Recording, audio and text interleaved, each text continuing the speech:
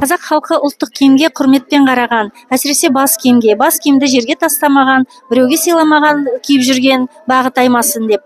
Сәби бала туылғаннан бастап бас киімсіз болмаған. Оның ит тақиясы болған. Міне мынандай кішкентай тақия жасадық. Ит тақиясы, сырма, кепеш тақиясы болған. Мынау енді замани үлгідегі тақия ғой негізінде.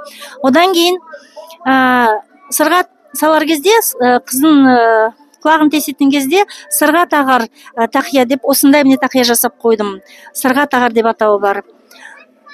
Кейін ханшайымдарымыз үкілі тақия киген. Үкілі тақия үкі құсын білесіздер, көз тілден сақтайды деп ырымдап тағып қойған. 13 жаста бір мөшел сораба кигізген. Сорабаны, міне сораба. Сорабаны батыр қыздар киген.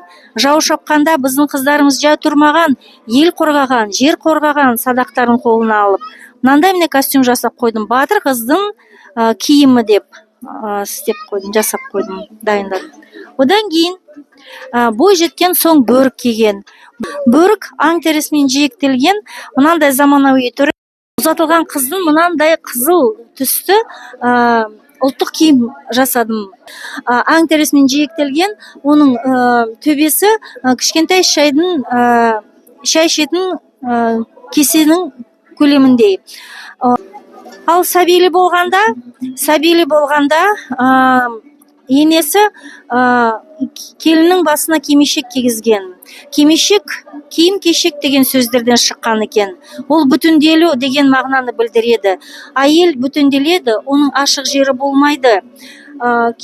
Кимешектің әрбір бөлшегінің қадір қасиеті бар. Мысалы, мынаны маңдайлық дейді. Маңдайды жауып тұрады, шаш көрінбейді, керек болса әжім көрінбейді. Кимешек негізінде ойықтың шетіне бөлінеді. Мысалы, ойықтың шеті қызыл болса, ол жас келіншектің киімі. Сары болса, ана жақта сары бар. Ол орта жастағы әйел дегенді білдіреді.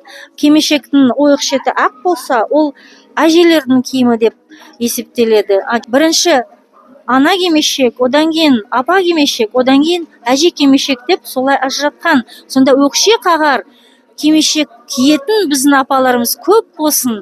Осындай ұлттық киімімізді насихаттап, дәріптеп жүрген аналарға көптен көп рахмет айтамын. Барлығымыз солай ұлттық киімімізді тек мереке, мейрамда ғана емес, осылай күнделікті өмірде киіп жүрсек, нұр үстіне нұр болар еді.